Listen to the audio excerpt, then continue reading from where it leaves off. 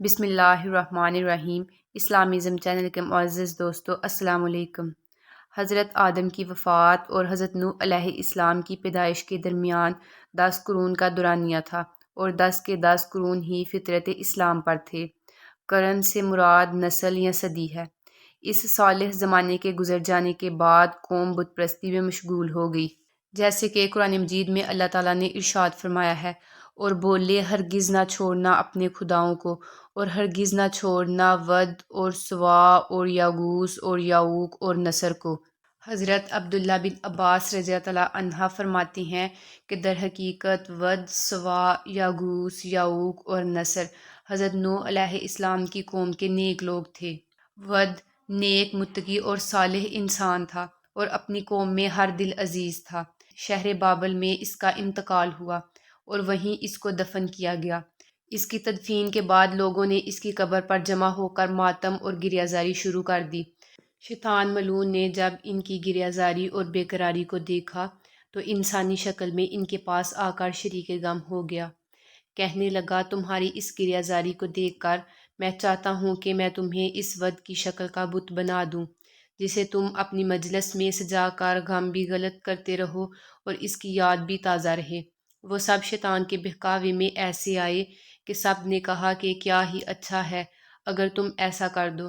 شیطان ملعون نے اس صالح شخص ود کی شکل و صورت کو بنا ڈالا۔ لوگوں نے اسے اپنی مجلس میں سجا لیا۔ اسی طرح ہر مجلس و محفل میں تذکرے شروع ہو گئے۔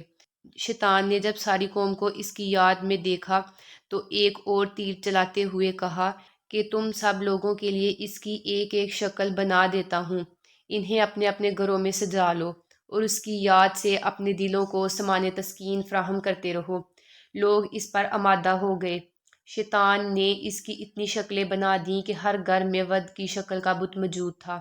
آنے والی نسلوں نے جب یہ دیکھا کہ ان کے آباء و اجداد ان کی یاد میں محور رہتے ہیں اور نسلوں کو وصیت بھی یہی کی جاتی ہے کہ یادوں کا سلسلہ ٹوٹنے مت پائے، تو انہوں نے یادوں سے ترقی کر کے انہیں اپنا مرکز عبادت بنا لیا، اور روئے زمین پر سب سے پہلے جس کو غیر اللہ کے طور پر معبود بنایا گیا ود کی شکل کا بت تھا۔